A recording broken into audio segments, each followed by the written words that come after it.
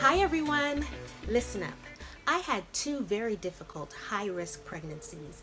I was sick for the entire time that I was pregnant. I had several scheduled and unscheduled visits to the doctor's office, to the hospital. My doctor tried everything in her power to help me.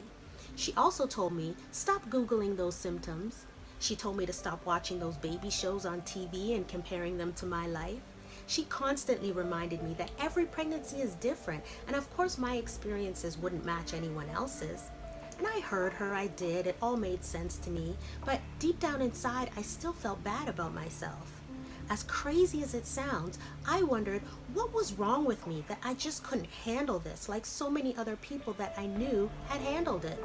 I just felt so much pain all the time and so defeated. Overall, I just felt weak. So instead of enjoying each moment and the process, I spent a whole lot of time crying. Then one day during one of my doctor's visits, that all changed.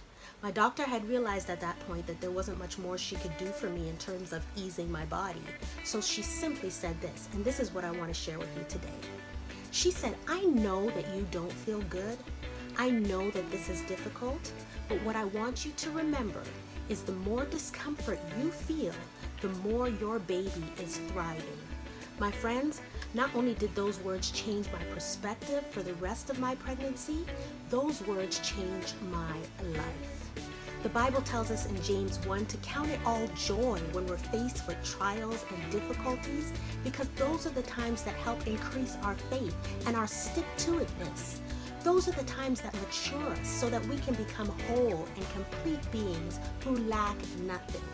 Now believe me, I know how hard it is to find joy when we're filled with hurt, when we're broken, or when we're struggling just to make ends meet.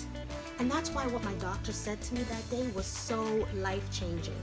See, I may not have had the ability to find joy in my pain and suffering right then, but I could find joy in knowing the end result.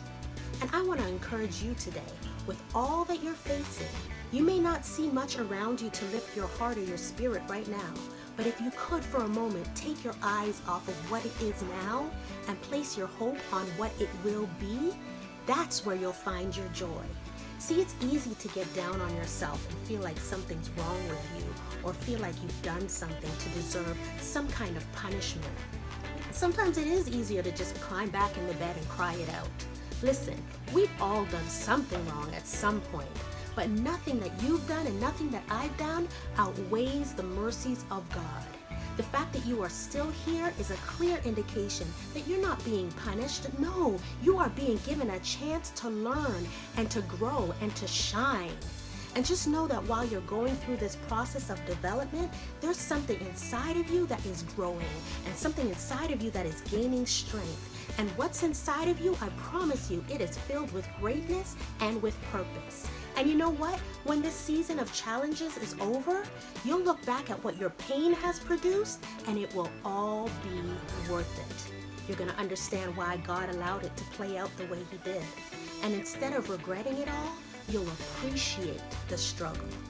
I know it doesn't feel good right now, but my friends, count it all joy because it will be great. Be encouraged. I love you so much.